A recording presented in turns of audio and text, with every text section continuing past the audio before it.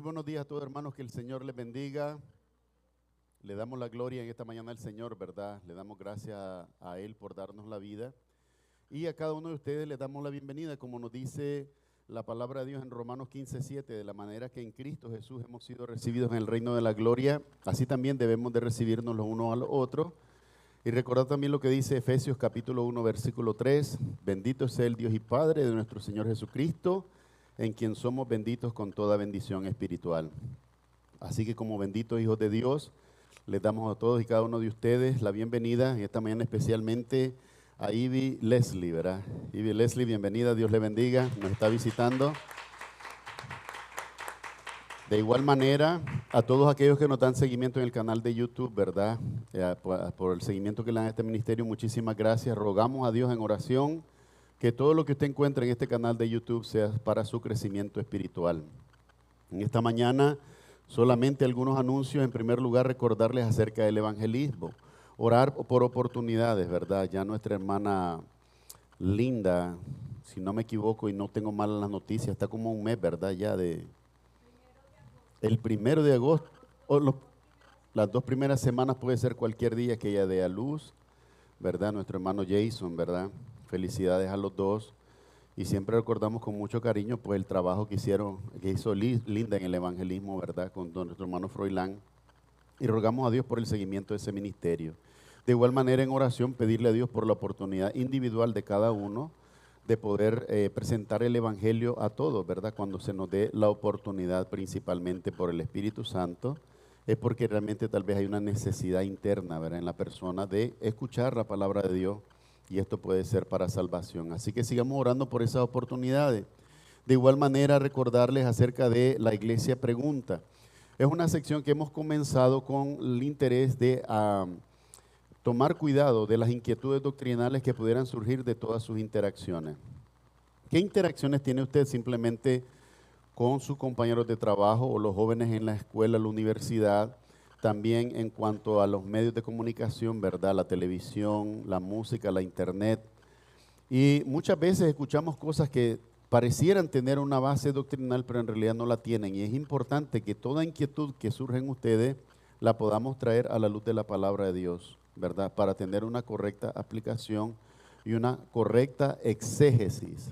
¿Qué es la exégesis? Es la interpretación y la práctica de la palabra de Dios en nuestras vidas. Así que esta sección la celebramos cada 3 semanas, ¿verdad? Hoy toca, ¿verdad? Después del servicio.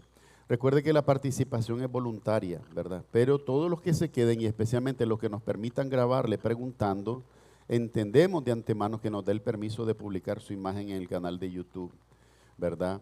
Para que esto sea edificación a muchos. Así que hoy, para los que deseen participar, tenemos la Iglesia Pregunta después del servicio. Para las personas que nos ven en línea, simplemente recordarles que nos escriban sus preguntas al email cristo.eterno.15@gmail.com, ¿verdad? Solamente le rogamos que nos dé su pregunta, su nombre y si puede, por favor, de dónde nos está escribiendo para nosotros saber de dónde, ¿verdad? Nos están comunicando y hasta dónde estamos alcanzando como ministerio para la gloria de Dios. También a continuación, recordarles acerca de los cultos de oración aquí los miércoles a las 6 de la tarde. Los hermanos se reúnen, ¿verdad? Que puedan ustedes hacer conocida toda su petición de oración, como decía el apóstol Pablo, ¿verdad? Hagan conocidas sus peticiones de oración de manera que la iglesia junta pueda orar pidiendo a Dios por todas las necesidades de la iglesia. Siempre hay una necesidad. Humanamente nosotros podríamos categorizarlas entre las que son más apremiantes pero en realidad para Dios todas son iguales, ¿verdad? En el amor que Dios nos da y nos tiene, todas las peticiones que tenemos salen de un corazón afligido, angustiado, que necesita reposar en el Señor. Así que necesitamos practicar la oración. Como dice Pablo en 1 Tesalonicenses 5:17, orad sin cesar, ¿verdad? En todo tiempo y en toda oportunidad. Pero principalmente aquí los miércoles a las 6 de la tarde, por favor, todos los que deseen participar, asistan, ¿verdad? Son bienvenidos de antemano. A continuación, le voy a dar el tiempo a mi hermano Edgar Almonte, que nos trae la lectura bíblica y se encuentra en Proverbios capítulo 11, los versículos 1 hasta el 31.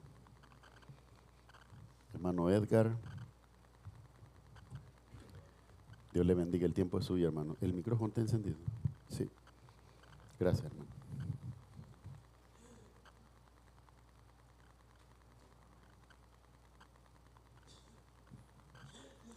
Amén.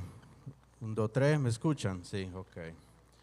Sí, amén. Bienvenidos, hermanos, con la gracia y el amor de nuestro Señor Jesucristo. Aquí nos podemos unir hoy y leer su santa palabra, que es la lectura bíblica. Por eso la hacemos antifonal. Si se pongan de pie y me digan amén cuando encuentren el versículo de hoy, el texto de hoy que se encuentra en Proverbios 11. Por eso lo leemos antifonal, que significa que yo empiezo, ustedes continúan y el último lo leemos juntos. Por eso, con la gracia de nuestro Señor Jesucristo, aprendemos más de su palabra cada día. La palabra de Dios sana, bendita, santificada por Él, se lee en tal maneras. El peso falso es abominación de Jehová, mas el peso cabal es agrado.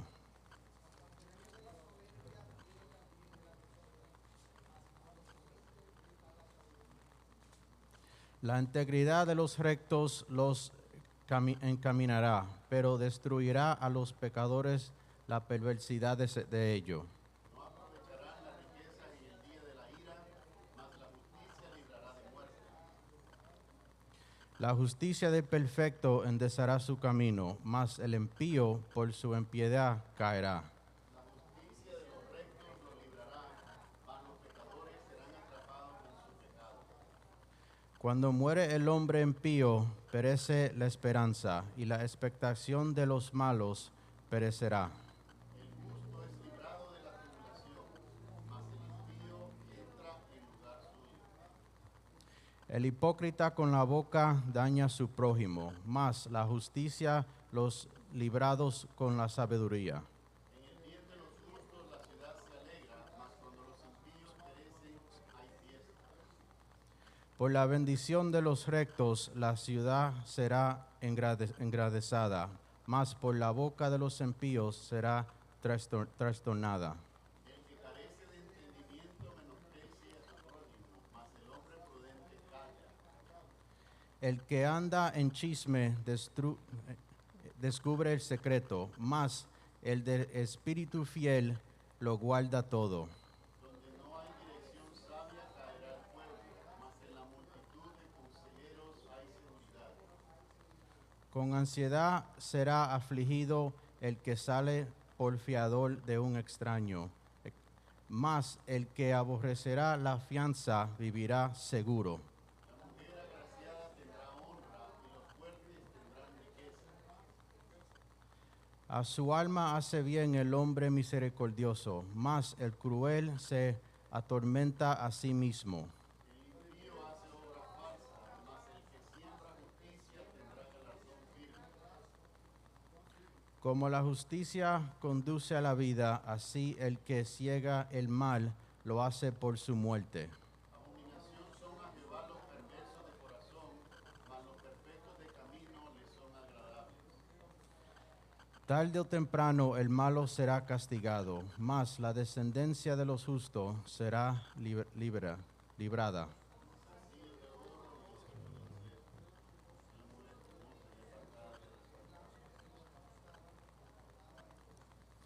El deseo de los justos es solamente el bien, mas la esperanza de los impíos es el enojo. Hay quienes reparten y se les añadirá más, y hay quienes retienen más de lo que es justo, pero vienen a pobreza. La alma generosa será prosperada, y el que saciare también será saciado. El que acapara el grano, el pueblo lo maldecirá, pero bendición será sobre la cabeza del que lo vende. El que procura el bien buscará favor, mas al que busca el mal, éste le vendrá. El que confía en su riqueza caerá, mas los justos reverdecerán como ramas. El que turba su casa heredará vientos, y el necio será siervo del sabio de corazón. El fruto del justo es árbol de vida, y el que gana almas es sabio. todo junto. Ciertamente el justo será recompensado en la tierra, cuanto más el impío y el pecador. Amén y amén. Gloria a Dios, vamos a orar. Amantísimo Padre Celestial, gracias Señor por este día. Gracias que podemos aprender más de tu palabra, Señor. Te damos gracias que tú puedes guardarnos y cuidarnos, y la bendición tuya son nuevas cada mañana. Por eso te damos gracias, Señor, que tú puedes compartir y está aquí con el Espíritu Santo guiándonos en tu palabra. Y que te damos gracias, Señor, que nos guíe en la palabra y el mensaje de hoy y pone bien la palabra tuya en nuestro pastor. Por eso te damos gracias, Señor, en el bendito nombre del Padre, del Hijo y del Espíritu Santo, pidiéndolo todo en todo, en el nombre de Jesús. Amén y amén. Amén. Hermanos, gracias, Dios le bendiga. Amén. A continuación le vamos a pedir, ¿verdad?, a los maestros de escuela dominical que puedan pasar con sus niños a sus aulas, respectivas aulas de clase, ¿verdad? Que el Señor los bendiga y levante de ustedes una generación que resplandezca para la gloria de Dios, ¿verdad?, en todo. Y a sus maestros, gracias por esa labor de amor y de servicio que hacen por la formación de nuestros niños en la palabra de Dios. Dios les bendiga a todos. Nosotros que nos quedamos aquí, perdón, vamos a continuar en la serie de estudios que estamos realizando acerca del libro de Hebreos. Ya estamos en el capítulo 7 y en la epístola a los Hebreos vamos a encontrar el día de hoy esta afirmación, esta correlación, perdón, ¿qué está pasando con mi voz? La adolescencia. Vamos a ver cómo esta correlación de la que no se habla mucho, ¿verdad?, al final aquí encuentra cabida. Y es que aquel misterioso personaje que aparece en Génesis 14, llamado Melquisedec, sacerdote de Dios que recibe los diezmos de Abraham, nos dice Hebreos capítulo 7 que ciertamente es Jesucristo. Dentro del estudio en la teología, el estudio de Jesucristo, a esto se le llama cristología, hay una rama específica que se llama cristofanía. Y la cristofanía se dedica al estudio de todas estas revelaciones de Jesús antes de su vida en la carne. Es decir, nosotros entendemos por la palabra de Dios que Jesucristo realmente es el Hijo de Dios, la segunda persona de una Trinidad contra la que muchos combaten lamentablemente, pero entendemos por la palabra en Apocalipsis la misma afirmación de Jesucristo diciendo: yo soy el alfa y la omega, el principio y el fin. Si Jesucristo hubiera comenzado en el vientre de María a existir, no puede decir estas palabras, porque María no está en el principio de la creación. Entonces es necesario que nosotros podamos ver ahora a la luz de la Escritura cómo se nos está hablando ahora de Jesucristo de nuevo en un plano sobrenatural. Solo con el razonamiento normal, racional de cada día, a muchos les he dicho, si Jesucristo entrara hoy por esa puerta, porque está prometido que Él va a regresar por su iglesia, eso es lo que nosotros creemos. Y si Él entra por esa puerta, estamos hablando de un hombre, entre comillas, que tiene 2000 años. En la Escritura, en Génesis, se nos habla de los hombres que vivieron en la antigüedad muchísimos años. El mayor de ellos, Matusalén, vivió 963 años. Quiere decir que Jesucristo ya le dobla en días. Entonces, no es, y ha sido lamentablemente, miren, la angustia de mi corazón desde que Dios me dio la gracia y el privilegio de participar en el ministerio, tratar de explicar a los hombres, entendamos de una vez por todas a Jesucristo como Dios, el Hijo de Dios que fue manifestado en la carne para nuestra salvación, de manera que Dios se hizo hombre, habitó entre nosotros, para que dándose a sí mismo por nosotros, nosotros pudiéramos finalmente encontrar la salvación. No una salvación que nosotros pudiésemos alcanzar por nuestro mérito, por nosotros mismos, sino que es la gracia de Dios vívidamente manifestada 100% en Cristo Jesús para nuestra salvación. De manera que cuando nosotros decimos, toda la gloria a Dios debe de significar toda la gloria a Dios. Quiere decir que yo no pude haberme salvado a mí mismo.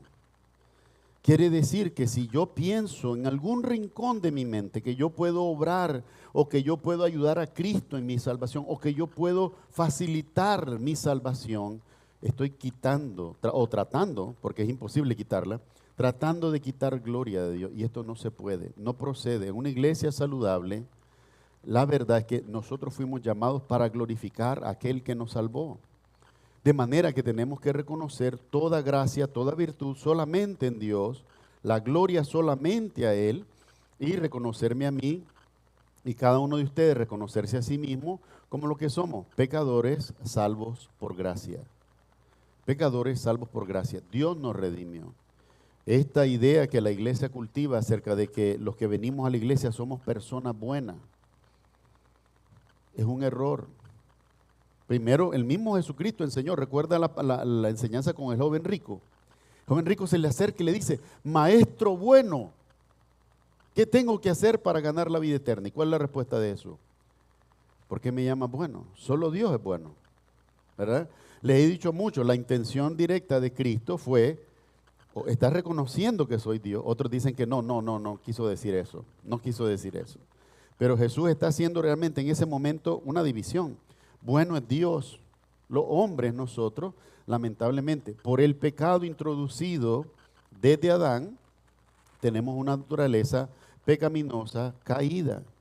Tanto así que la promesa en 1 Corintios capítulo 15 es que este cuerpo, dice, carne ni sangre, no pueden heredar el reino de Dios.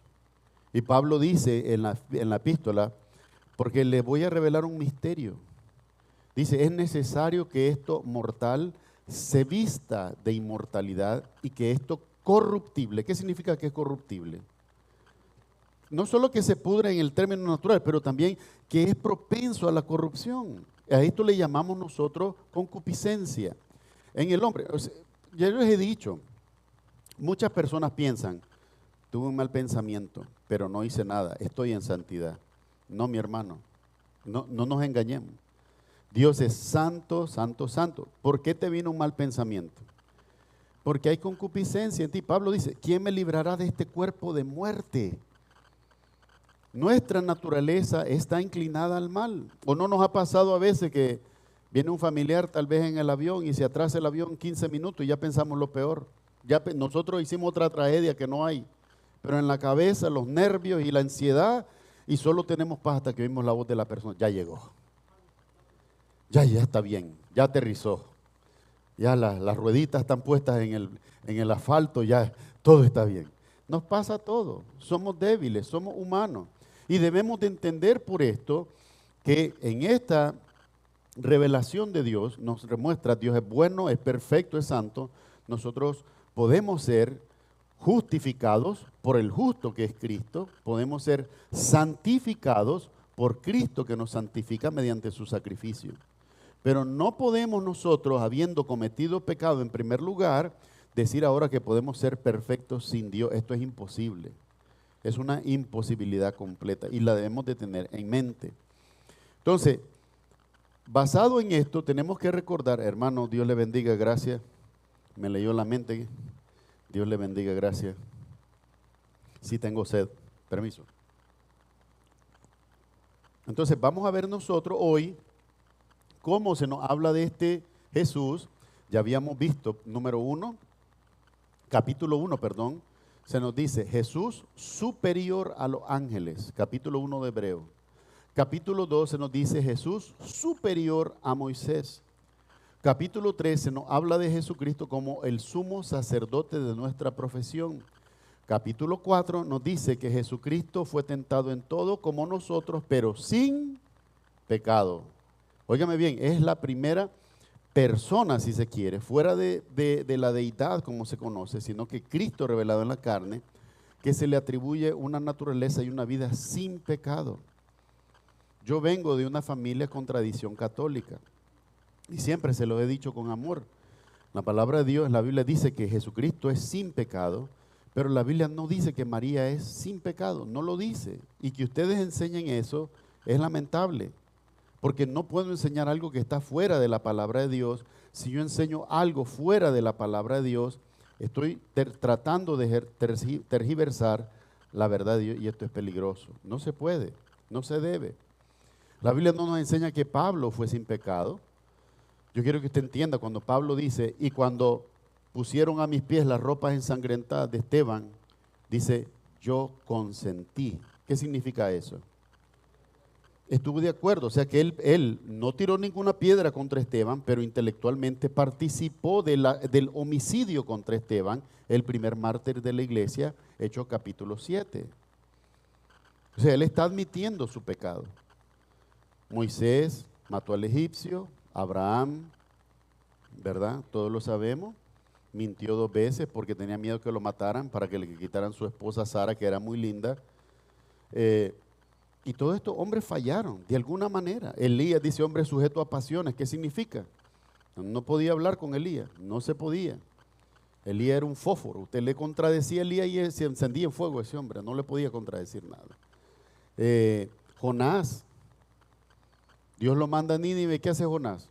Huye para otro lado, no quiere hacer la voluntad de Dios. Eso es desobediencia. O sea, la Biblia está llena de estas referencias para que tú y yo entendamos que así como Dios usó a esos hombres siendo imperfectos, también te puede usar a ti y a mí, si nos disponemos en las manos de Dios para que Él haga su voluntad.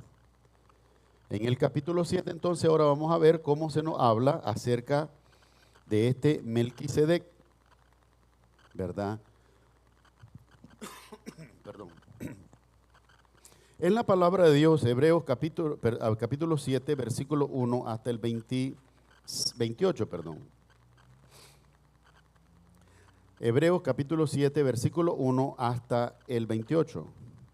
La palabra de Dios bendita y santificada por Él dice de la siguiente manera: porque este Melquisedec, rey de Salem, sacerdote del Dios Altísimo, que salió a recibir a Abraham, que volvía de la derrota de los reyes, y le bendijo, a quien asimismo dio a Abraham los diezmos de todo, cuyo nombre significa primeramente Rey de Justicia y también Rey de Salem, esto es, Rey de Paz, sin padre, sin madre, sin genealogía, que ni tiene principio de días ni fin de vida, sino hecho semejante al Hijo de Dios.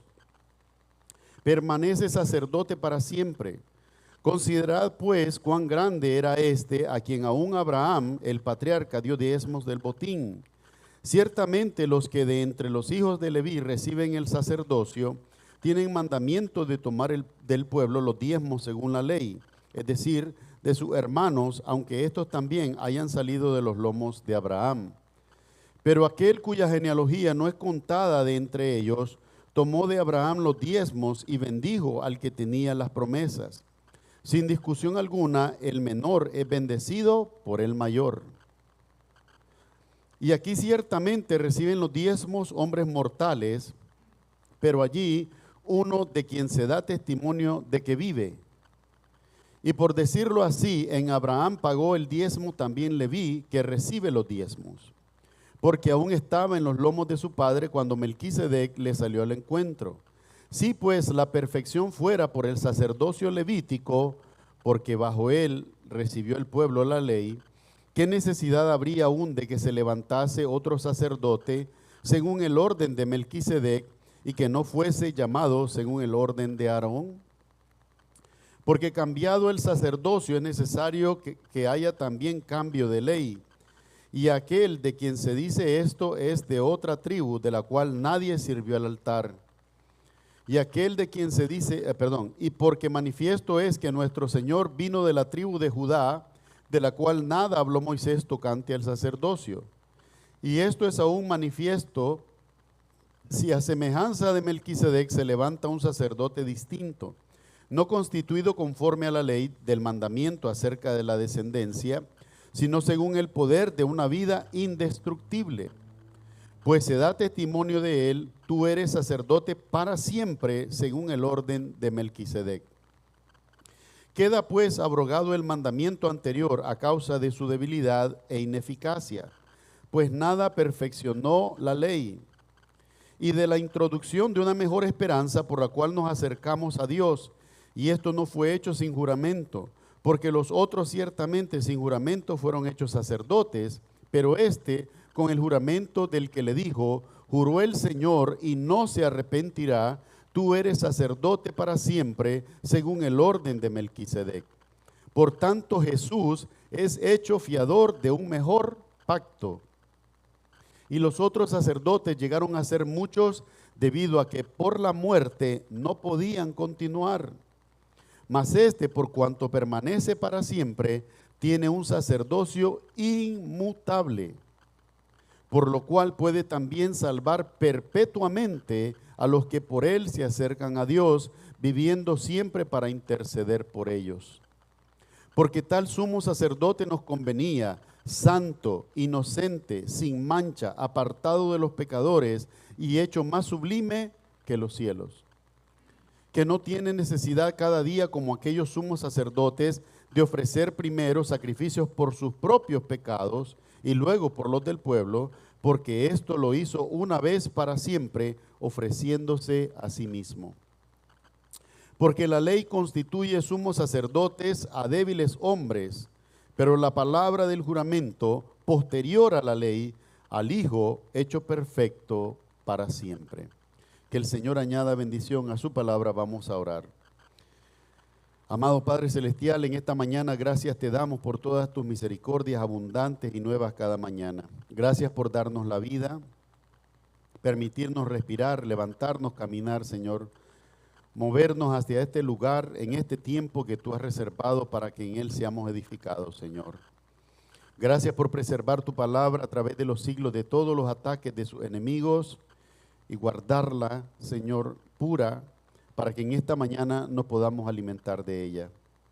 Que como está prometido en Juan capítulo 14, tu Espíritu Santo sea quien nos instruya, quien nos enseñe, quien nos guíe a toda verdad. Ayúdanos a conocer la verdad, porque sin ella nadie puede glorificarte.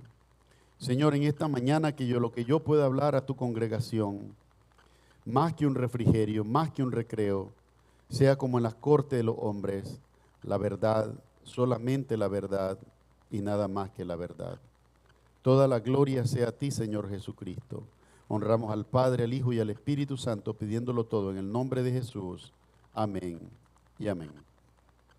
Amados hermanos, nosotros vamos a ver entonces en este pasaje de Hebreos capítulo 7, cómo en la Escritura el autor, ya se los he dicho, por mucho del estilo, especialmente al final en la despedida, la salutación, yo personalmente tengo la inclinación de que fue Pablo también el que escribió Hebreos. La otra razón es que Lucas, el otro supuesto autor de que sospecha autoría del libro de Hebreos, Lucas fue médico. Pero recordamos en la historia de Pablo que Pablo estaba siendo formado por Gamaliel en el sacerdocio como fariseo para ser parte del Sanedrín. O sea, el conocimiento para poder relacionar la revelación de Cristo a todo lo que fue manifestado en la ley de Moisés, más probablemente mayor dominio, mayor conocimiento tenía Pablo por su preparación. Ahora, esto no resta que el Espíritu Santo puede revelar todas las cosas y cualquier hombre pudiera haber escrito, pero vuelvo y les digo, personalmente, humildemente me inclino a que fue Pablo el que lo escribió. Entonces, en el capítulo 7 vamos a ver nosotros que ahora se nos va a hablar de Melquisedec. Se introduce un personaje que fue para el pueblo de Israel, ¿cómo les digo? Fue misterioso, porque aparece como sacerdote sin que hubiera sido constituido todavía el sacerdocio levítico. Para el tiempo que Abraham pelea contra los reyes y gana la batalla contra los reyes de la tierra, él no tenía ni a Isaac. Y la revelación es esta, que cuando el relato es en el capítulo 14, él vuelve de pelear contra los reyes de la tierra, Génesis 14, y del botín que ganó de esa batalla, le dan los diezmos a Melquisedec. Y solo se nos dice Melquisedec, rey de Salem. Es la única referencia que da el texto. Ahora bien, muchos doctores en teología han dicho que Salem era una ciudad antigua que existía en lo que ahora se conoce como Jerusalén. Y ya les he dicho a ustedes, esto es un problema, es una aberración, porque 5 capítulos más adelante en Génesis 19 se nos dice que ahora, ordenado por el ángel, Abraham sube a la cima del monte Moriah a ofrecer a Isaac en sacrificio. Se acuerda que con los que andaba caminando los dejó acampados y estaba a camino de 3 días la cumbre del monte Moriah. Y que cuando llegó allí el niño Isaac le preguntó: papá, ¿dónde está el sacrificio que vamos a dar? ¿Y qué dijo él? Jehová Jireh, Dios se proveerá sacrificio. Cuando estaba a punto de clavar la daga en el corazón de Isaac, el ángel lo detuvo: no le hagas daño al niño. Y él, dice la palabra, se volteó y miró que estaba no es un cordero, pero un carnero trabado en la zarza por los cuernos. ¿Recuerda ese relato usted? Ese monte Moriah es Jerusalén. O sea que donde está Jerusalén ahora, no es cierto que para el tiempo de Abraham existía ya una ciudad que se llamaba Salem. Eso no es cierto. El quien dice tal cosa, aberración enseña, contrario a la palabra de Dios. Si usted estudia con la diligencia necesaria, usted va a ver que el lugar era desolado. Precisamente por eso estaba allí, hizo el altar con Isaac para ofrecerlo en sacrificio, como el ángel le había dicho, y también el ángel lo detuvo de que no lo hiciera, precisamente porque Dios iba a proveer sacrificio allí. Y no era el hijo de Abraham, pero era el hijo de Dios el que iba a ser entregado en la cumbre de ese monte, en las afueras de Jerusalén, para el perdón de nuestros pecados. Entonces nosotros vamos a ver en esta mañana que ese personaje, Melquisedec, ahora se le relaciona directamente con Jesucristo, y vamos a ver dónde está esa correlación. De manera que, recuerda la referencia en Juan capítulo 10, cuando Jesús está hablando con los judíos y les dice: Abraham vio mi día y se gozó. ¿Y ellos qué dijeron? Demonio tiene, no tiene ni 50 años, y Abraham vio tu día, y recogieron piedras para matarlo, porque para ellos era una blasfemia. El decir que Abraham vio su día y se gozó, realmente lo que estaba diciendo es que Él es Dios, porque tenía una preexistencia a su humanidad. Esto para el mundo era una aberración, ¿verdad? Ahora bien, vamos a ver en el pasaje, y lo dice el versículo 1, porque este Melquisedec, rey de Salem, esa es la referencia que se da en Génesis, dice que recibió los diezmos Melquisedec, rey de Salem, sacerdote del Dios Altísimo. Esa es la otra referencia que se da. Dice aquí: porque este Melquisedec, rey de Salem, sacerdote del Dios Altísimo, que salió a recibir a Abraham, que volvía de la derrota de los reyes, y le bendijo, a quien asimismo dio a Abraham los diezmos de todo, ¿verdad? Punto y coma. Ahora nos va a hacer una descripción un poco más amplia, nos va a decir: cuyo nombre significa primeramente Rey de Justicia, y también Rey de Salem, esto es, Rey de Paz. La palabra Melquisedec, eso es lo que significa, Rey de Justicia. Y el nombre, perdón, Melquisedec, eso es lo que significa, Rey de Justicia. Y Salem, o Rey de Salem, es Rey de Paz. Salem viene de la palabra hebrea Shalom, que significa paz, ¿verdad? Dice aquí, dice también Rey de Salem, esto es Rey de Paz. Versículo 3, sin padre, ¿cómo es eso? Sin padre, sin madre, dice. Oiga bien, sin padre, sin madre. Cuando quitamos de la imagen entera, quitamos la figura de padre y madre, ¿qué le viene a la mente a usted? No es humano, no es humano. ¿Quién es el único que no tiene ni padre ni madre? Dios. Él es el único. Dice aquí, sin padre ni madre. Sin genealogía. ¿Qué significa sin genealogía? No hay nada antes de él. Usted puede perdón, se oye, no sé, sí. Usted puede encontrar mi genealogía. Usted ve el nombre de mi papá, el nombre de mi abuelo, el nombre de mi bisabuelo. Esa es genealogía. Pero en él no se encuentra eso. ¿Qué significa que no tiene genealogía? No lleva la línea de descendencia como los hombres. Y se dice más adelante que es eterno, por lo tanto no necesita, ¿qué cosa? reproducirse como los ángeles, como Dios. Dice aquí, sin padre ni madre, sin genealogía, que ni tiene principio de días, ni fin de vida. ¿Qué significa eso? Yo tuve principio de día, el día que yo nací.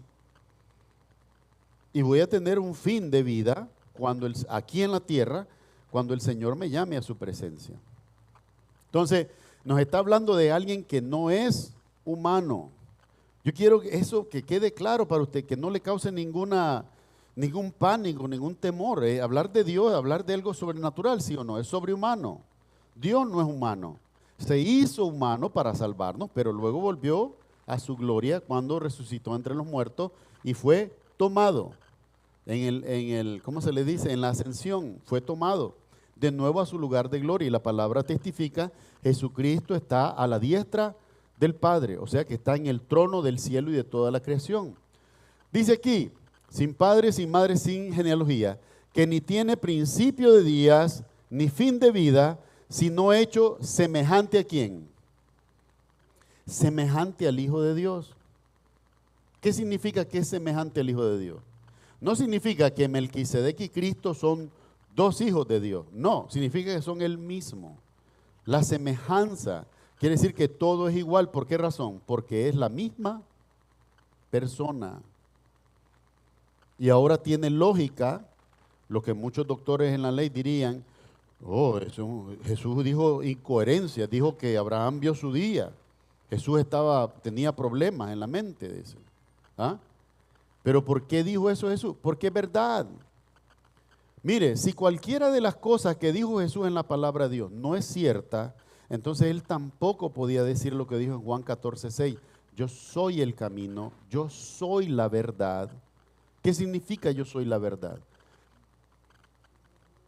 No solo él es la verdad, sino que también dice la verdad. Todo lo que él dice es verdad. Y esto me ayudó muchísimo, hermano. ¿Sabe por qué? Porque por mucho tiempo, especialmente en mis principios, hace ya, bueno, voy a decir mi edad, porque hace ya 30 años que recibí al Señor. No es fácil para uno admitirlo, ¿verdad? Pero el tiempo pasa. Algunos temas eran difíciles.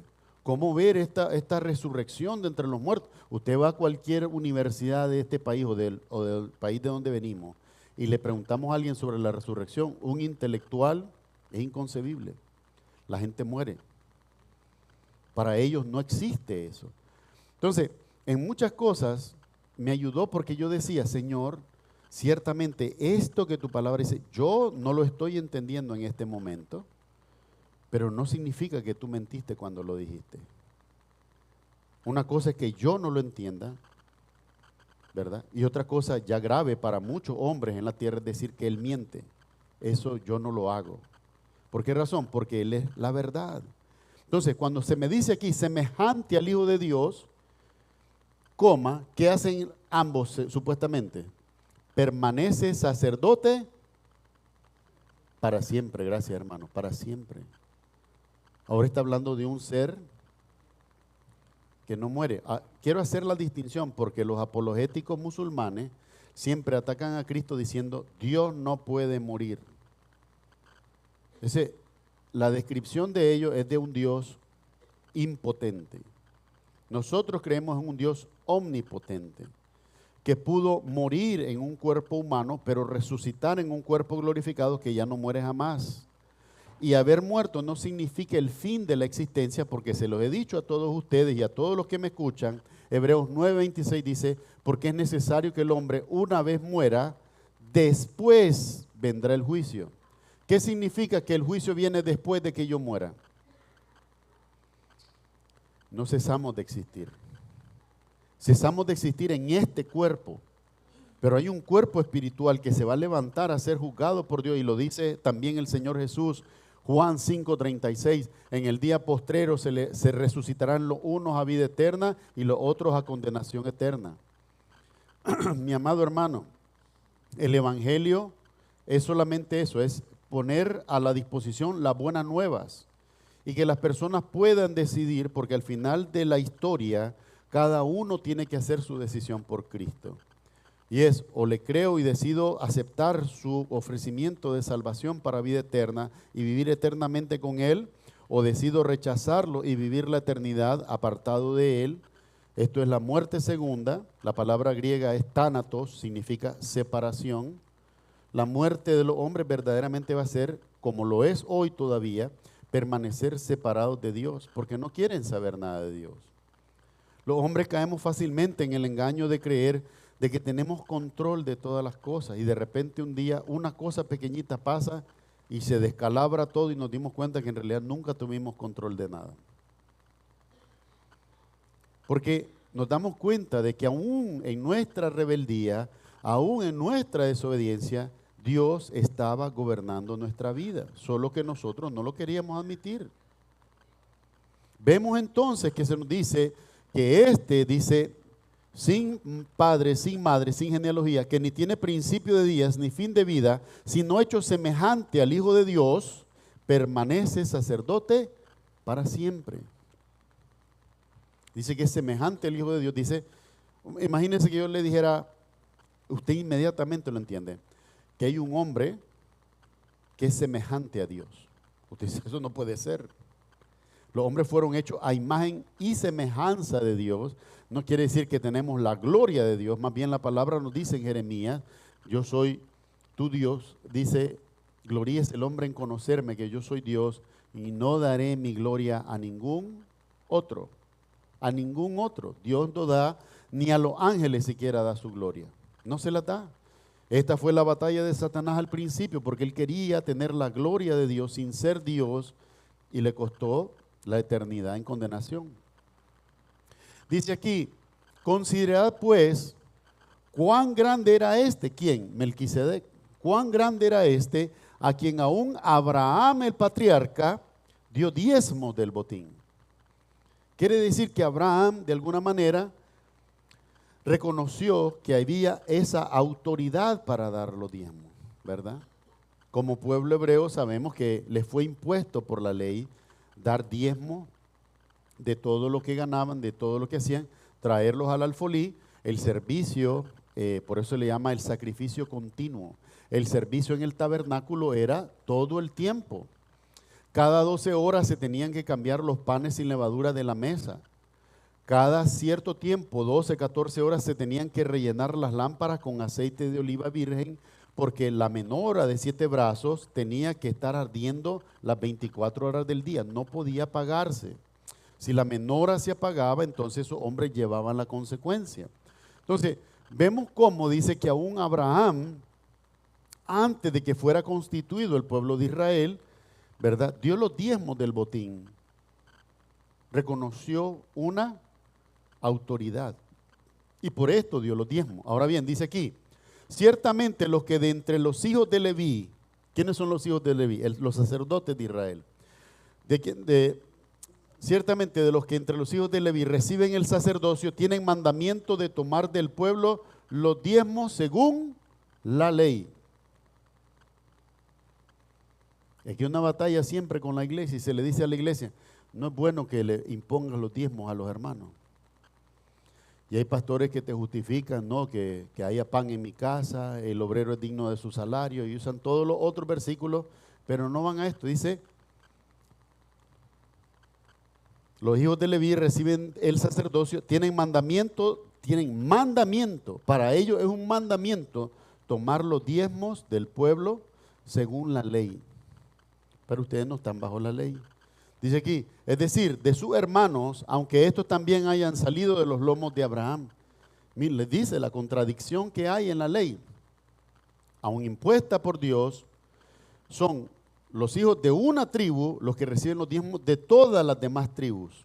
Aunque todas las tribus salieron ¿de quién? De Abraham. Eso es como que nosotros que tenemos más de un hijo, pusiéramos a un hijo para que todos los otros hijos le den a ese hijo. El sacerdocio en esa manera es privilegiado. Y muchas personas no lo entienden. ¿Por qué razón ahora que hemos venido al Evangelio, nosotros no podemos obrar de la misma manera? No se puede, no se debe. ¿Me entiende?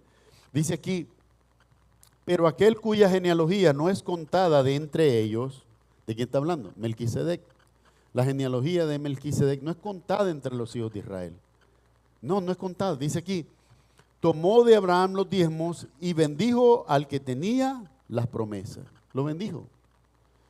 Y sin discusión alguna, el menor es bendecido por el mayor.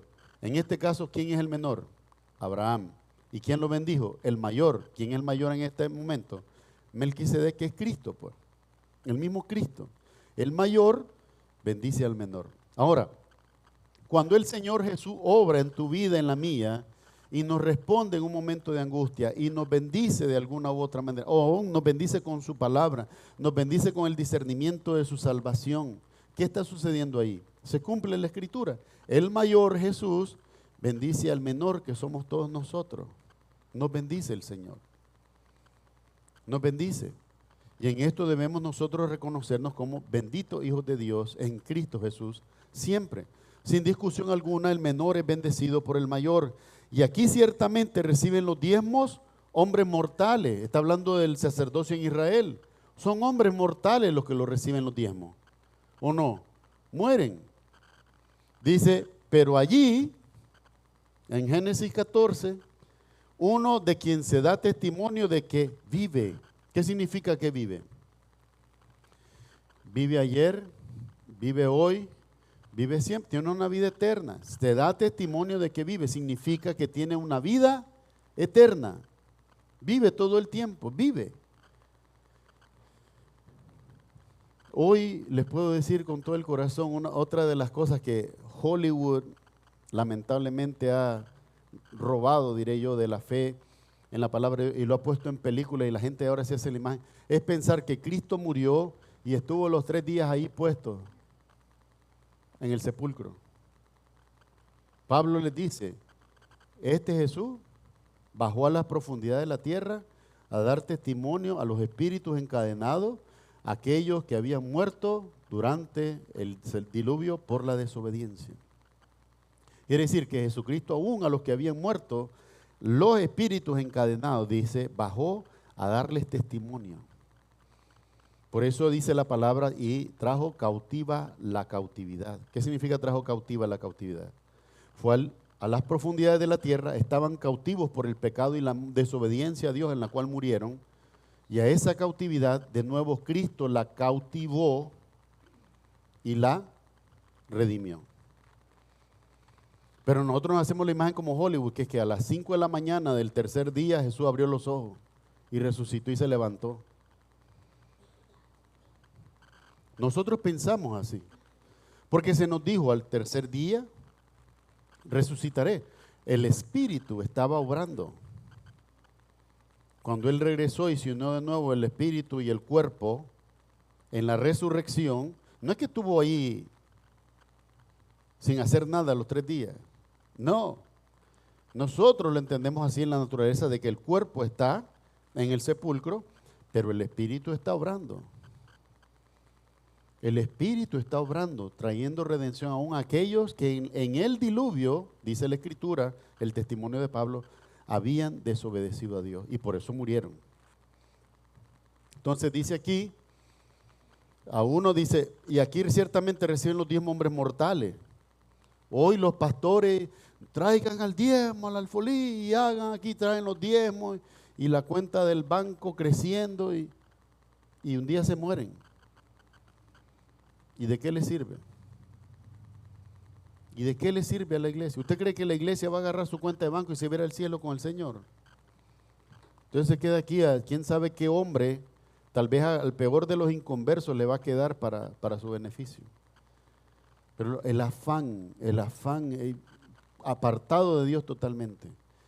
Sin embargo, es necesario que nosotros lo veamos a la luz de que ciertamente hay un afán por los hombres mortales, pero cuando se le dio el diezmo a Melquisedec, era simplemente reconociendo la autoridad de uno que vive para siempre, una vida eterna. Punto número 2, además de que el sacerdocio de Melquisedec permanece para siempre, que es el mismo de Jesús, la letra está un poco pequeña, pero dice así, hay en Jesús ahora el poder de una vida indestructible. Dice así, y por decirlo así, en Abraham pagó el diezmo, también Leví, que recibe los diezmos. Oiga bien, cuando Abraham da los diezmos a Melquisedec, en sus lomos está Leví, que también recibe los diezmos. ¿Y qué dice la Escritura? Porque aún estaba en los lomos de su padre cuando Melquisedec le salió al encuentro. Oiga bien, ese detalle. No es que Abraham vino a un lugar donde estaba Melquisedec, es que Melquisedec le salió al encuentro a Abraham y fue el momento que Abraham aprovechó para entregarle los diezmos del botín que había logrado en la batalla con los reyes de la tierra. Con permiso. 11. Si pues la perfección fuera por el sacerdocio levítico, mire la condición, a esto se llama un condicional. Dice, pues si la perfección viniera por ese sacerdocio levítico, ¿qué dice la Escritura? Porque bajo él recibió el pueblo la ley, ¿qué necesidad habría aún de que se levantase otro sacerdote según el orden de Melquisedec y que no fuese llamado según el orden de Aarón? Oiga bien, cuando nos referimos a este Melquisedec, no es llamado según el orden de Aarón, el orden sacerdotal de Israel. Este Melquisedec directamente es llamado sacerdote del Dios Altísimo. Y cuando es sacerdote del Dios Altísimo significa que es el mediador entre Dios y los hombres. Otra evidencia para comprender que realmente este Melquisedec es Jesucristo. Dice aquí, porque cambiado el sacerdocio del Levítico al de Melquisedec, es necesario que haya también cambio de la ley. No puede ser Melquisedec sacerdote bajo la ley de Moisés, porque no fue establecido sacerdote por la ley de Moisés. De manera que tiene que entrar ahora un nuevo pacto, y ese nuevo pacto lo dice Jesús, lo hemos visto en la cena del Señor. Esta es la copa, tomad bebed, esta es la copa de mi sangre del nuevo pacto, del nuevo pacto. Es decir, Melquisedec, Jesucristo, nuevo pacto en la sangre de Jesús. Moisés, sacerdote levítico, viejo pacto en la ley de Moisés. Hoy yo escucho doctores en teología decir que la gracia de Jesucristo es continuación de la ley. Esto es una aberración. Porque la palabra de Dios nos dice en Hechos 13:39, dice de que por la ley nadie puede ser salvo, mas por Jesucristo es salvo todo aquel que cree. Hace una diferenciación en el mismo libro de los Hechos. Ahora bien, dice aquí, porque cambiado el sacerdocio es necesario que haya también cambio de la ley. Y aquel de quien se dice esto es de otra tribu de la cual nadie sirvió al altar. ¿De quién se está diciendo de otra tribu? Dice, porque manifiesto es que nuestro Señor vino de la tribu de Judá, de la cual nada habló Moisés tocante al sacerdocio. La tribu de Judá era una tribu ¿de qué? De reyes. Cuando Jacob está en su lecho de muerte y está bendiciendo a sus hijos, a las 12 tribus, le dice, Judá, mi legislador. ¿Qué significa mi legislador? El que gobierna, el que hace ley y cumple ley. Él va a estar en el gobierno. Por esto, de la tribu de Judá viene un linaje de reyes larguísimo. David, Salomón, toda su descendencia viene por el linaje de Judá. Y Jesucristo, manifiesto en la carne, vino también por ese linaje de reyes, ¿verdad? Porque la promesa a David fue que su descendencia iba a tener un trono que no perece, que no pasa, ¿verdad? Un trono eterno. Entonces dice aquí, y esto aún más manifiesto si a semejanza de Melquisedec se levanta un sacerdote distinto, no constituido conforme a la ley del mandamiento acerca de la descendencia, porque no tiene descendencia. En el mandamiento conforme a la descendencia es, los hijos de Leví y sus descendientes van a ser sacerdote. Todo lo que necesitaba alguien es ser sacerdote, es ser hijo. Es la contradicción que yo he encontrado, y ahí me perdonan todos, pero lo tengo que hablar. En toda la historia de la iglesia y de la fe, la luz del mundo es la única religión donde el apostolado ha ido por descendencia. El abuelo al papá, al nieto hoy. Es el único caso. Y nunca se dijo en la palabra de Dios que el apostolado era por descendencia. Se dijo que el sacerdocio era por descendencia, pero en el caso de Leví solamente. Entonces, todas estas cosas importantes, porque ahora vemos que Jesús no es conforme a la genealogía de los hombres, sino que tiene, al no morir, tiene un sacerdocio perpetuo. Perpetuo. Y esto es lo que tenemos que tener en mente todo el tiempo. Dice aquí, y esto es aún más manifiesto, si semejanza de Melquisedec se levanta un sacerdote distinto, no constituido conforme a la ley y mandamiento acerca de la descendencia, sino según el poder de una vida indestructible. ¿Qué significa una vida indestructible? Hermano, no muere. Hermano, no se enferma. Hermano, no se debilita. ¿Usted ha escuchado la palabra de Dios? ¿Algún ángel que estuviera respirando cansado? Nunca, los ángeles no se cansan. Una vida indestructible. Dios no se cansa. Esto es todopoderoso, por lo tanto, todo el tiempo va a exhibir ¿qué cosa? Poder, no debilidad. Ahora bien, dice aquí, dice, pues se da testimonio de él, tú eres sacerdote para siempre, según el orden de Melquisedec. ¿Dónde está ese pasaje? Para los que anotan. Salmo 110, versículo 4. Tú eres sacerdote para siempre, según el orden de Melquisedec. Queda pues abrogado el mandamiento anterior. ¿Qué significa abrogar el mandamiento, hermano? Sustituido, no eliminado, porque recuerde que Jesús mismo dijo, yo no vine a abrogar la ley, vine a cumplirla.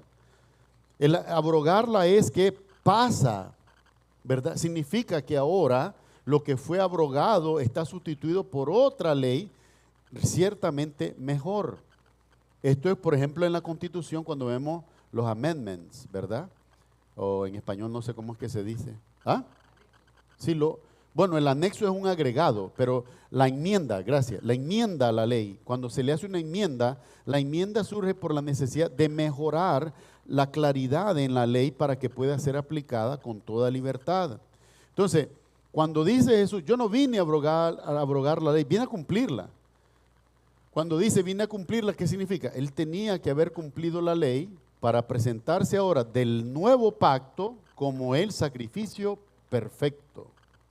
Si él no cumple la ley, él no puede ser el sacrificio perfecto.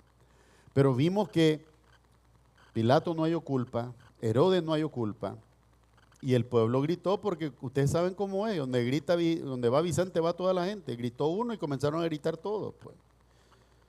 La multitud a veces es irracional. Allá en Nicaragua con el comunismo a veces me hacía a mí parecer pentecostal porque había una emisora comunista del gobierno que decía, la voz del pueblo es la voz de Dios. Yo decía, el Señor te reprenda, porque fue la voz del pueblo la que dijo crucifícale. Esa no puede ser la voz de Dios. Esa no puede ser la voz de Dios. Pero hoy se enseña cada cosa, ¿verdad? Y cosas demónicas. Ciertamente la voz de Dios es la voz de Dios. Lamentablemente el pueblo puede hablar la palabra de Dios, pero también puede hablar las palabras del diablo, también las puede hablar. Y hay que tener cuidado. Cada uno de nosotros apercíbase porque para eso tenemos la Escritura. Mucho cuidado. Dice aquí, queda pues abrogado el mandamiento anterior, dice, queda abrogado el mandamiento anterior a causa de su debilidad. ¿Y qué dice aquí?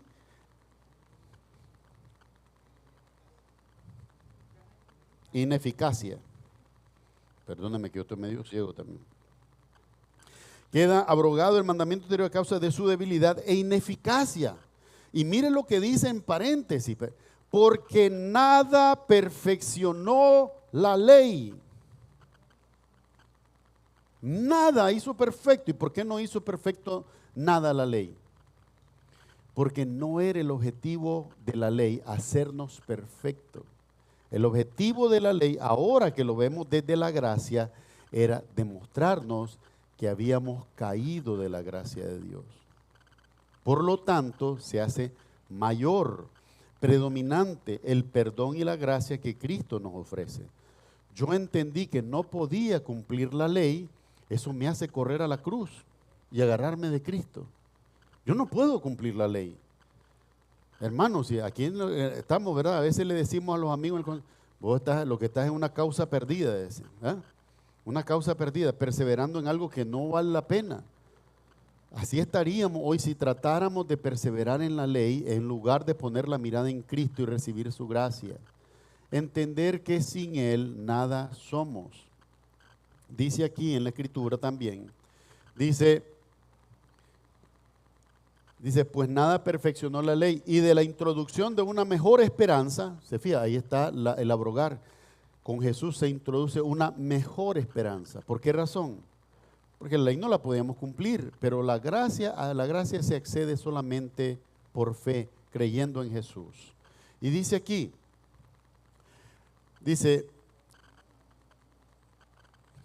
queda pues abrogado el mandamiento anterior a causa de su debilidad e ineficacia, pues nada perfeccionó la ley, y de la introducción de una mejor esperanza por la cual nos acercamos a Dios. Y esto no fue hecho sin juramento.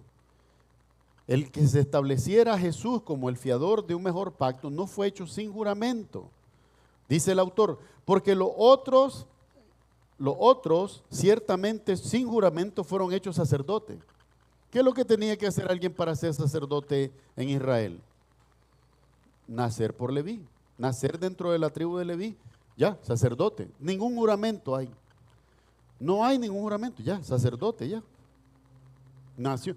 Por eso es que salieron ahí algunos, pero si es que eso era como que los había mandado el diablo. Miren los hijos de Elí, miren los hijos de Samuel. La palabra de Dios lo dice, uno de los hijos de Samuel se llamaba Joel, dado a la codicia, y dice que era malísimo. Dice, como de Samuel, hombre fiel a Dios, profeta del Dios vivo, salieron hijos, y especialmente Joel, dado a la avaricia, a la ambición, pues. Se corrompieron. Lo dice la Escritura. Ahora bien, dice aquí, porque los otros ciertamente sin juramento fueron hechos sacerdotes, pero Jesucristo, con el juramento del que le dijo, juró el Señor y no se arrepentirá. ¿Qué significa eso? Lo que Dios dijo respecto de Jesús es irrevocable. Juró el Señor y no se arrepentirá, tú eres sacerdote para siempre, según el orden de Melquisedec. De nuevo, en la referencia, Salmo 110, versículo 4. Juró el Señor y no se arrepentirá. Es decir, lo que Dios dijo de Jesús es cierto, es sacerdote para siempre, según el orden de Melquisedec. ¿Qué referencia tenía David para escribir estas cosas? David escribió el Salmo, o fue Salomón, creo, el 110 ya. No, todavía es David. David escribe el Salmo 110 y pone, tú eres sacerdote para siempre según el orden. El Espíritu Santo lo tenía dominado, él estaba escribiendo y tal vez ni siquiera pensando en lo que estaba escribiendo. Pero Dios puso esas palabras para que hoy entendiéramos cómo este sacerdocio de Melquisedec, ese sumo sacerdocio de Cristo, es un sacerdocio eterno, el cual nos conviene. Entonces vimos que Jesucristo hoy puede interceder por nosotros a través de una vida indestructible. Esa es la mala noticia que le tengo a los que dicen, cuando venga Jesús de nuevo lo vamos a ir a crucificar. Quiero ver que hagan eso. No se le van a poder ni acercar. Vino como cordero la primera vez, hicieron lo que quisieron. Esta vez viene como león de la tribu de Judá. Nadie lo va a poder tocar.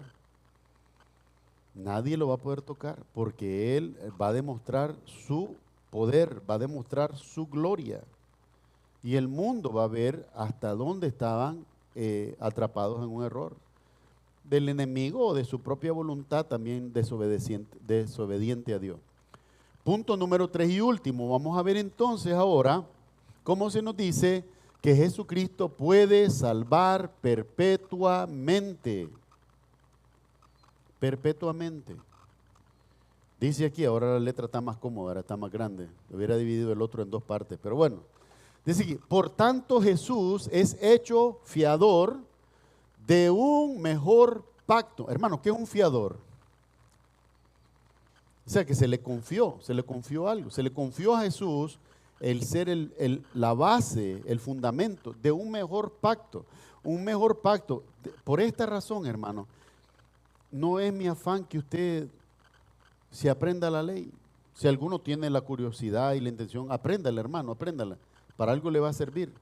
Pero no es mi intención enseñarle la ley, al contrario, es hablarle de Cristo.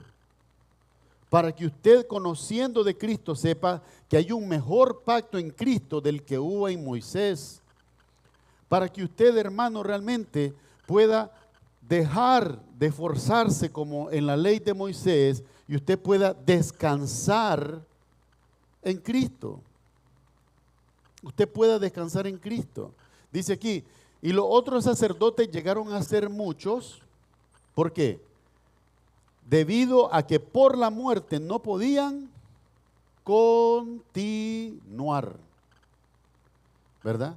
Los sacerdotes llegaron a ser muchos debido a que por la muerte no podían continuar.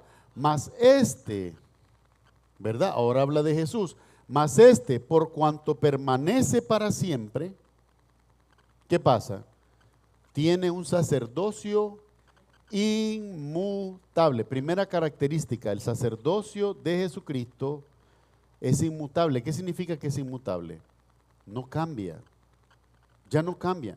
La inmutabilidad también me dice ¿qué cosa? Que ya no puede ser sustituido como fue el de Moisés.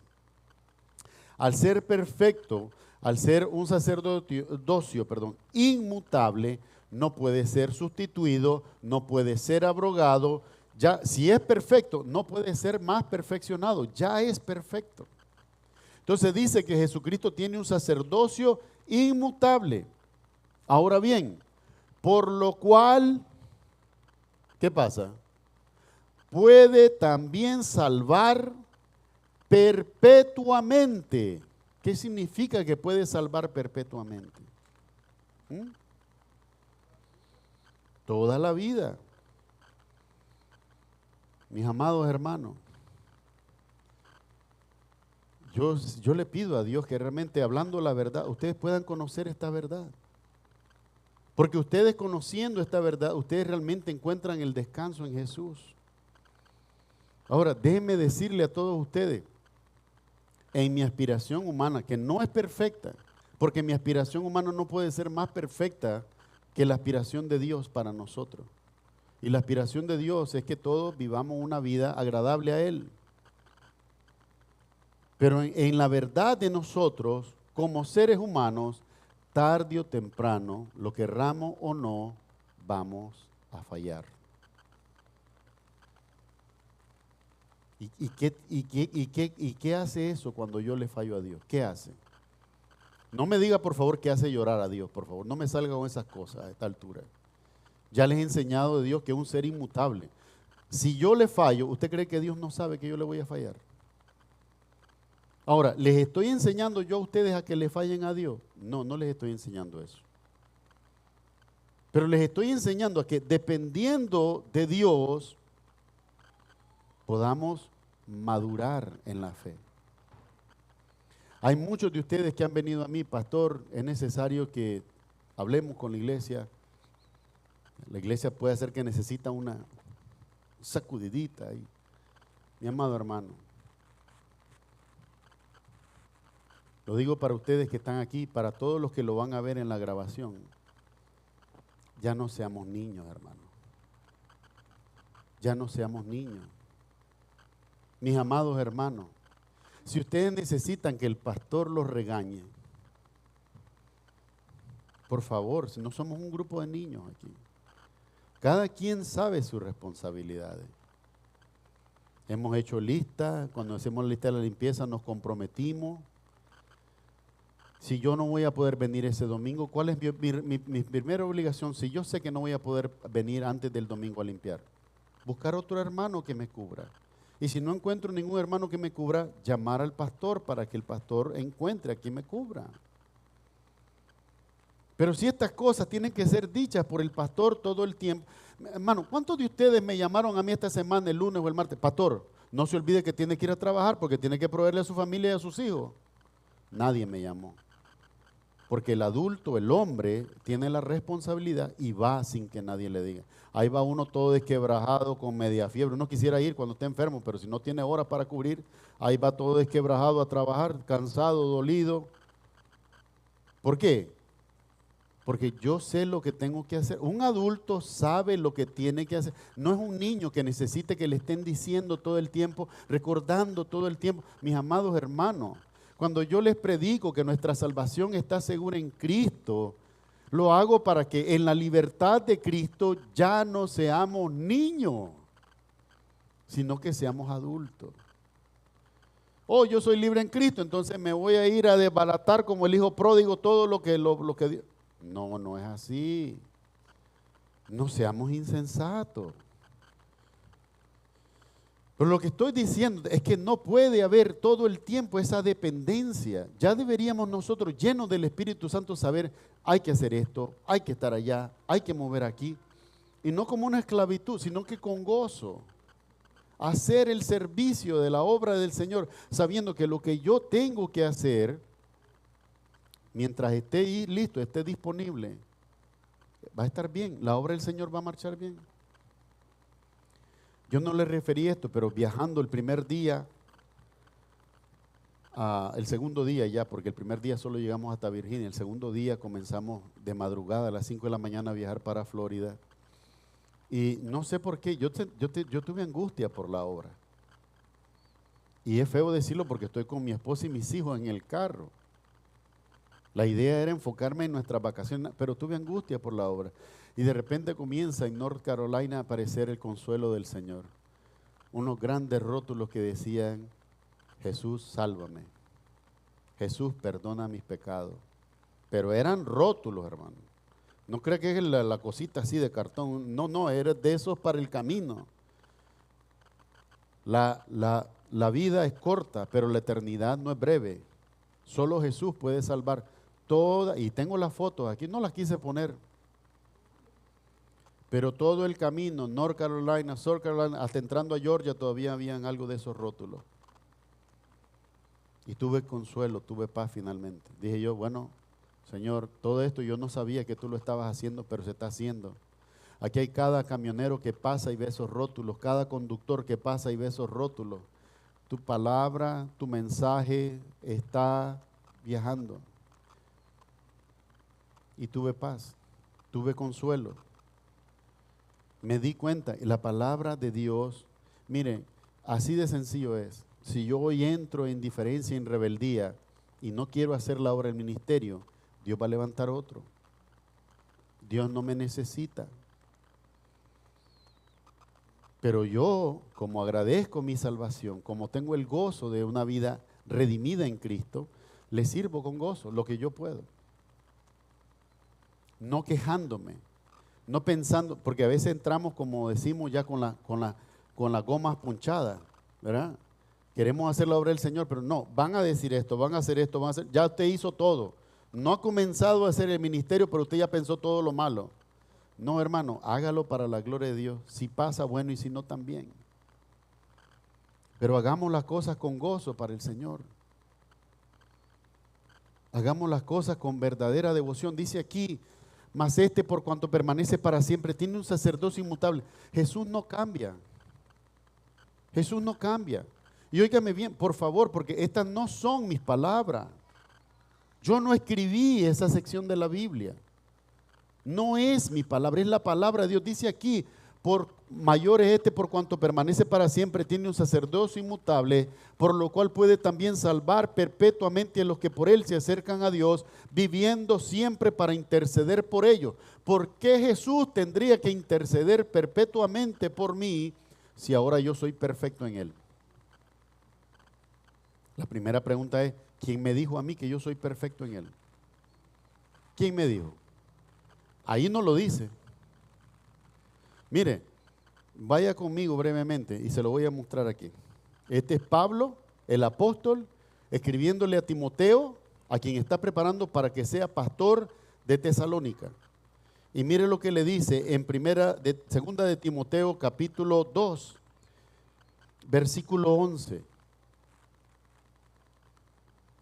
Segunda de Timoteo, capítulo 2, versículo 11 en adelante. Palabra fiel es esta: si somos muertos con Él, también viviremos con Él. Si sufrimos, también reinaremos con Él. Si le negáremos, Él también nos negará. Si fuésemos infieles, Él permanece fiel. Él no puede negarse a sí mismo.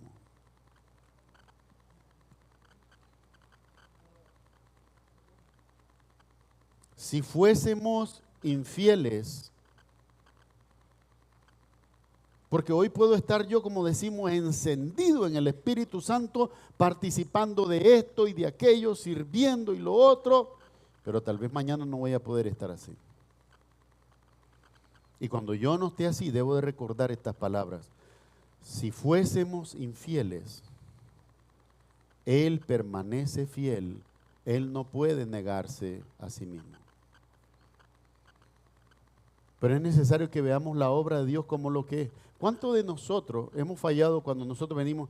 Yo voy a preparar mis vacaciones, ¡boom!, afecto primero lo de la iglesia. ¿Por qué no la tomo mis vacaciones durante la semana de trabajo? Porque no le quiero ser infiel, no le quiero fallar a mi empleador, pero a Dios. ¿Se fija lo que le digo? Tenemos que ser maduros. Ahora, no estoy diciendo como que van a estar todos los 52 domingos de la semana. Ustedes van a tener que tomar algún domingo para irse en familia y disfrutar. Eso no tiene lógica. Pero cuando lo haga, a mí me tocaba lectura bíblica, hermano Luis, ¿usted me puede cubrir con la lectura bíblica? Hermano Rafael, a mí me tocaba el pan y el vino en la cena del Señor, ¿usted puede por mí? No hay ningún problema, la obra sigue. No simplemente dejarlo, sino buscar a alguien que me sustituya para que el ministerio continúe normalmente. ¿O qué es lo que hago yo cuando yo no puedo estar aquí el domingo? Busco a otro hermano que predique en mi lugar, que enseñe en mi lugar. Y trato, y si ellos darán testimonio si estoy mintiendo, ¿verdad? Pero trato de hasta prepararles las diapositivas, de preparar todo. Si tengo que venir aquí el sábado a instalar el archivo en la computadora y dejar la computadora para el hermano Eduardo, que siempre nos ayuda y nos sirve, lo hago. Entonces, eso es tomar con seriedad la palabra de Dios, tomar con seriedad el ministerio. Si alguno de ustedes viene, pastor, yo tengo esta idea, hay una actividad que yo quisiera hacer, yo no les digo, no. Yo les digo, mire cómo se pueden organizar, nada más que tengan en cuenta que yo no voy a poder estar ese día porque tengo otros compromisos. Y está bien, los hermanos hacen su actividad, se divierten, lo gozan, crecen juntos en comunión, porque la comunión no está centrada en el pastor, la comunión tiene que estar centrada en Cristo. Ahora, cuando ustedes me invitan y yo tengo el tiempo y la oportunidad, yo trato de ir y estar ahí. Pero es necesario que encontremos esa madurez, ese crecimiento. Dice aquí, este Jesucristo, por cuanto permanece para siempre, tiene un sacerdocio inmutable. Miren, la intercesión de Cristo por nosotros no cambia. ¿Y por qué no cambia? Porque somos imperfectos. Por eso necesitamos un intercesor. Porque hay días que el pastor hace las cosas muy bien, pero otro día tal vez no le salen tan bien las cosas al pastor en cuanto al ministerio. Y allí está Cristo para eso. Allí está Cristo para eso. Dice aquí, por lo cual puede también salvar perpetuamente a los que por Él se acercan a Dios, viviendo siempre para interceder por ellos. Pastor, pero yo estoy orando en la madrugada, yo estoy viniendo a todos los cultos, Sí, hermano, pero siempre hay algo en nuestra vida por lo cual necesitamos un intercesor. Y siendo Jesucristo, de acuerdo a la palabra de Dios, sin pecado, perfecto, ¿qué mejor intercesor quiere usted y quiero yo? Todas las veces necesitamos esto. Mire, hermano, dice aquí, porque tal sumo sacerdote nos convenía. Mire hasta lo que dice el autor. Este sacerdocio de Jesús nos conviene a todos. Nos conviene. No, ve, para el hermano, ese sí un buen, porque no, yo estoy bien con Dios. No. Todos necesitamos este sacerdocio. Dice aquí, porque tal sumo sacerdote nos convenía. Oiga bien, santo. ¿Qué se dice de Cristo de nuevo? Que es santo. Ya es la segunda vez que se dice de Jesús en la Escritura que es santo. Pero no solo eso, se nos dice que es inocente. Óigame bien. Usted sabe que ahora es prohibido decir en la corte, Señor, me declaro inocente. En la corte no te puede. En la corte es prohibido ahora. Tiene que decir culpable o no culpable. Puede ser cualquiera, no culpable. Pero no puede decir inocente. Ya no se puede. Porque correcto, pero es que la inocencia significa yo no tengo malicia. Y si yo estoy en un juzgado humano por una causa evidente por la que se me está acusando y en lo cual tal vez tuve relación directa o indirecta, ya no puedo decir que soy inocente. No puedo. Pero la Escritura da testimonio de Jesús que es inocente. ¿Qué significa que es inocente? Que no tuvo nada que ver en nuestra culpa. Esa idea que hacen como que son con etiquetas, pues que los pecados de nosotros se le pegaron a Cristo, pues. No, Él es sin pecado. Pero siendo sin pecado, siendo inocente, fue al lugar en el que correspondía que estuviéramos nosotros con nuestro pecado. No es que mis pecados se le pegaron a Él. Eso no existe. Por favor, si algún maestro de teología está enseñando esa cosa, no lo escuche. Mis pecados no se le pueden pegar a Él. Es como cuando enseñaban con lo del bautismo, que si te bautizaban en la misma agua de otro, los pecados de la otra persona se te pegaban a ti. Dios sabe dónde está el pecado y quién lo cometió. Mis pecados no se le pegaron a Cristo. Él fue castigado como que pecó sin haber pecado porque era inocente. Oiga bien la siguiente referencia. Sin mancha. ¿Qué significa sin mancha? Perfecto. Perfecto. Dice, santo, inocente, sin mancha. Oiga bien, apartado de los pecadores. Pero pastor, él tocaba a los ciegos y los hacía ver.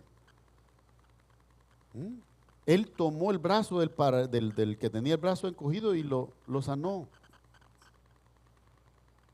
Los tocó. ¿Se acuerda cuando hizo lodo con saliva y se lo puso en el ojo al ciego y lo mandó a lavarse y cuando se lavó comenzó a ver? ¿Se acuerda de eso? Imagínense. Pero dice aquí, apartado de los pecadores. ¿Qué significa? Que no puede ser, dice, cuando le dice en la Escritura, fue contado con los pecadores, fue como que lo asumieron pecador, pero él no es pecador. Por eso es que es realmente, en realidad, apartado de los pecadores, porque al ser santo no es como nosotros. Nosotros somos pecadores, él no. Dice aquí, y hecho más sublime que los cielos. ¿Qué significa? Más alto que los cielos. Cuando dice más sublime que los cielos. Es decir, hermano, tengo una idea de esto. Si Pablo dijo en 1 Corintios 15 que esto corruptible no puede entrar al reino de Dios, ¿qué significa? Que él está en el lugar más sublime del cielo. En todo el sentido de la palabra es incorruptible, es perfecto, es santo. Por eso puede estar ahí. ¿Se acuerda la descripción de la Nueva Jerusalén que desciende del cielo a la tierra? ¿Y qué dice? Cosa pecaminosa o con deformidad no puede entrar ahí. Y no está hablando de discriminación en lo físico, está hablando de la deformidad del alma, de hacer maldad. Pero habla de la sublimidad de Cristo que ascendió a los cielos. Dice aquí que no tiene necesidad cada día. Oiga bien esta afirmación. No tiene necesidad cada día, como aquellos sumos sacerdotes, de ofrecer primero sacrificios por sus propios pecados. ¿Por qué razón? Porque él no pecó. Dice, y luego de haber los sacerdotes de la tierra ofrecen primero por sus pecados y luego por los pecados del pueblo. Dice, y luego por los del pueblo, porque esto lo hizo una vez y para siempre. ¿Qué cosa? Ofrecer sacrificio por el pueblo, no por él, pero por el pueblo. Él es perfecto, pero en cuanto al pueblo, ofreció el sacrificio una sola vez y para siempre, ofreciéndose a sí mismo. Yo como quisieras que si el Espíritu Santo me ayudara y en el alma y en el corazón de cualquiera de ustedes que piense que es que algún hermano está en peligro de perder la salvación, o alguien que ya para ustedes la perdió, ustedes pudieran entender que no se puede regresar a Cristo a la cruz. Eso no existe. Decía en el estudio pasado, es imposible que alguien que ha gustado todas estas cosas y que ha sido salvo, tenga que volver a ser salvo trayendo de nuevo a Cristo al vituperio de la cruz. Eso no se puede, es imposible. Fue una vez y para siempre. Y esto es lo que el mundo no ha entendido hoy. Y entonces comenzamos a juzgar y decimos, no, pero es que el hermano anda perdido, ese hermano. Se fue al mundial, dicen, ¿verdad? Esa es la frase, se fue al mundial el hermano. A veces somos tan injustos que decimos que se perdió cuando lo único que hizo fue cambiar de iglesia. Y no deberíamos de hablar así de otro hermano, porque no me gustaría que ese otro hermano hablara de la misma manera de mí. Si soy prudente en mi boca y en mis palabras, debería entender, tal vez el hermano decidió ir a otra iglesia que le queda más cerca o que le gusta la predicación. Ojalá, mi ruego es que ojalá tenga un pastor de sana doctrina que le enseñe el consejo completo de la palabra de Dios. Pero esa es la providencia de Dios, no está en mis manos, ¿verdad? Pero deberíamos de pensar de esta manera, deberíamos de asegurarnos de esta manera, de hablar con prudencia y de pensar que no necesariamente es que se fue al mundo, que perdió la salvación o que cayó. Ahora, si fuera el caso que se fue el hermano o la hermana y está en un pecado grave y la iglesia debe de orar y dejar a Dios que Él restaure. Mi amado hermano, cuando el hijo le pide la parte de la herencia al padre, el hijo pródigo, ¿verdad? Y se va a otra ciudad, ¿usted cree que el padre no sabía lo que iba ese muchacho? Y cuando venía quebrado, que no le quedaba nada, que había estado comiendo hasta la comida de los cerdos y regresaba arrepentido donde el padre, ¿usted cree que el padre no sabía? Este no trae pero ni una moneda partida por la mitad trae este muchacho. Este es un desobediente. Pero claro, si el padre hubiera querido portarse de esa manera, duro con él, le hubiera dicho la verdad. ¿Qué es lo que hace el padre en la palabra de Dios? Corre a él, lo besa, lo abraza. Son señales de aceptación, son señales de perdón. El padre no está diciendo, fue bueno que te fueras a malgastar la vida y allá y hacer sangrar. No, eso no dice el padre. Eso no lo dice. Dios no puede favorecer el pecado. Pero lo que Dios sí hace es que, aunque tuviste ese episodio, y ahora cualquiera que me escucha, creyente en el Señor, que su vida ha caído en alcoholismo, en drogas o cualquier otro vicio, solo necesita volver al Padre. Vuelve a casa. Dios no te juzga. Los hombres sí te van a juzgar, no te preocupes, eso siempre va a pasar y tú no lo vas a poder evitar. Pero Dios no te juzga. Lo único que Dios requiere es que con sinceridad vuelvas a casa y entiendas que Él es el Dios que te perdona y que te restaura. Es todo lo que tienes que entender. Ahora, ¿quisiera yo que en todos ustedes hubiera un hijo pródigo? No, no quisiera. No quisiera. Pero no es mi voluntad, tiene que ser la de ustedes. Son ustedes y soy yo el que tiene que decidir. Yo no quiero estar en el lugar del hijo pródigo. Y sea que me vaya a otra iglesia o permanezca aquí, quiero permanecer buscando de Dios, quiero permanecer creciendo en Dios. Es todo. Pero la salvación está segura. Ya no trabajo para mi salvación, ahora trabajo para que el ministerio se fortalezca y los que no han escuchado la palabra de Dios la puedan escuchar. Que los que no son salvos puedan oír la predicación para ser salvos. Ese es mi afán. Ya no trabajo para salvación. Y esto, hermano, no lo digo yo, aquí está. Yo sé que hay muchos que quisieran arrancar la página y no predicar nunca de ella, pero no se puede. Escrito está. Dios lo dijo. Ese sacerdocio es el que nos conviene. ¿Por qué razón? Porque vive eternamente para interceder por nosotros. Mi amado hermano, yo quisiera nunca fallarle a Dios, pero tal vez muchas veces le fallo. Quisiera no fallarle a ninguno de ustedes, pero quizás muchas veces le he fallado. Y no lo digo para justificarme, lo digo para que ustedes también tengan consuelo, porque tarde o temprano ustedes se verán en una situación similar y hay gracia para todo. Lo único que les ruego es que con amor, si estamos convencidos del Señor y estamos convencidos de su palabra, les ruego que con amor ya no seamos niños y hagamos lo que tenemos que hacer para la gloria de Dios. Que no necesitemos al pastor o a los diáconos diciendo qué es lo que hay que hacer, que cada uno con amor, lo que se comprometió a dar, lo pueda dar, y lo que no pueda dar, no lo dé, hermano, no se enrede. No se enrede. Dios sabe lo que está haciendo. Usted prometió ayudarnos con la limpieza, por favor, ayúdenos. Ayúdenos, por favor. Y si ya no puede, avísenos para que removamos su nombre y buscamos a otra persona que nos cubra ese turno. Así en todas las cosas, hermano. No necesitamos reuniones para, cada vez que hay que reunirnos con el pastor. No necesitamos eso, hermano. No, ya sabemos cada uno lo que tenemos que hacer.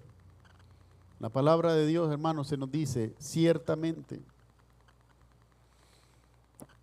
Por lo cual, dice Jesucristo tiene un sacerdocio inmutable, por lo cual puede salvar perpetuamente a los que por él se acercan a Dios, viviendo siempre para interceder por ellos. Mi amado hermano, tú estás activo en el ministerio, gloria a Dios. Ahí va a haber un tiempo que tal vez no vas a estar activo en el ministerio, gloria a Dios también por eso. Le ruego a Dios que siempre te dé el ánimo, la voluntad, la vitalidad, la salud, la energía que necesitas para servir, y que cuando no puedas por la circunstancia, en la comunión con los hermanos, encuentres a otra persona que te cubra y que la obra continúe, que continúe sin pausa. Mi amado hermano, este énfasis que usted ve en preparar a otros hermanos para la predicación, ¿cuál es?